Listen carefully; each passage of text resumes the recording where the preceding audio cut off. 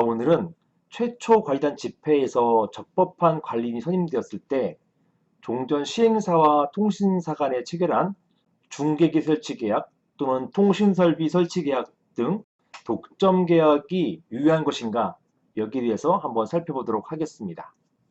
이러한 쟁점에 대해서는 제가 최근까지도 몇 번 질문을 받았어요.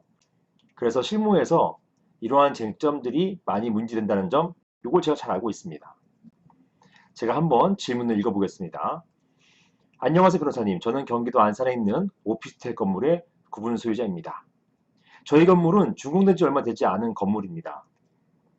그런데 저희 건물에는 통신사가 하나밖에 들어와 있지 않아서 다른 통신사를 사용하는 저와 같은 입주자들은 불편이 이만저만 아닙니다.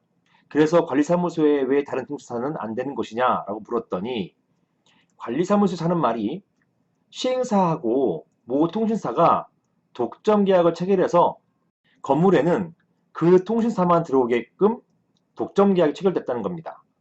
이렇게 중계기나 통신설비 등을 독점적으로만 설치하고 독점적으로 운영하게끔 계약을 체결했다는 것이에요.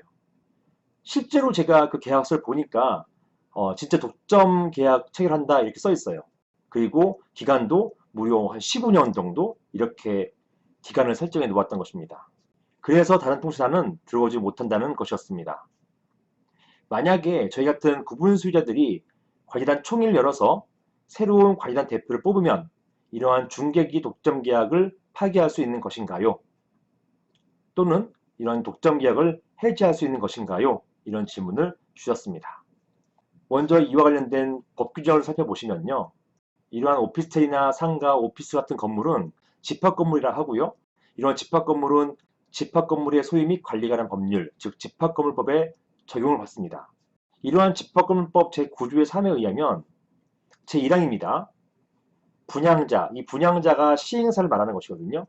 이런 분양자는 관리단이 관리를 개시할 때까지, 이게 언제냐면 관리단에서 적법한 관리인을 뽑을 때예요. 이렇게 적법한 관리인을 뽑아야만 관리단이 관리를 개시한다고 할 수 있는 것입니다.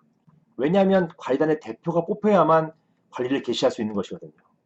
이렇게 관리단에서 관리인이 뽑힐 때까지, 즉 관리단 대표, 관리인이 뽑힐 때까지 분양자, 즉 시행사는 선량한 관리자의 주의로 건물과 대지 부속시설을 관리한다라는 것입니다.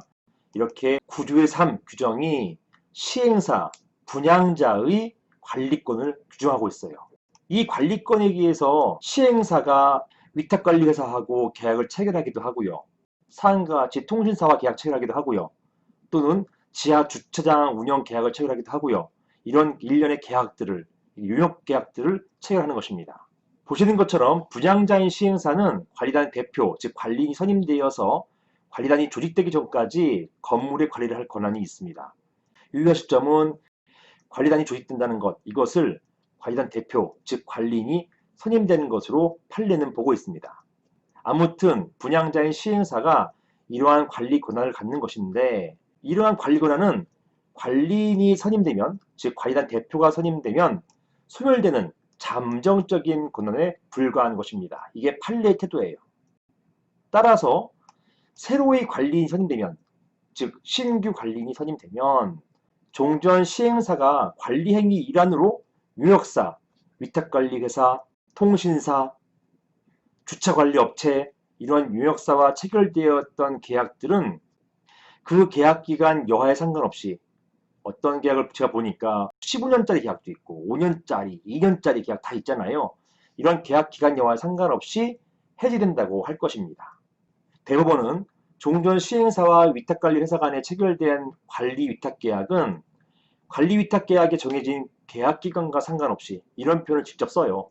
이렇게 계약기간과 상관없이 관리단이 실제로 조직되어서 자치적 관리를 시작할 때까지만, 이 말은 곧 관리인이 선임된다는 것, 이걸 말한다고 말씀드렸죠. 이렇게 관리인이 선임될 때까지만 한시적으로 존속한다라고 판시했습니다. 이게 대법원 판결이고요. 제가 실제로 수행했던 하급심 판결들이 굉장히 많습니다. 이렇게 대법원이 판시했고 하급심 판례도 이러한 판결을 따르고 있고, 그래서 이러한 판례의 태도는 사항과 같은 시행사와 통신사 간의 계약에 있어서도 동일하게 해석된다고 할 것입니다.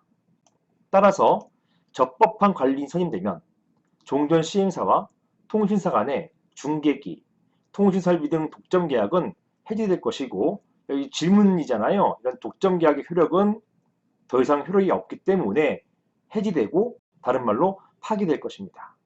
물론 해지하지 않고 연장할 수도 있어요. 하지만 해지할 것인지 아니면 연장할 것인지에 대한 그 결정은 이제 관리단에서 하게 되는 것이죠. 이상입니다.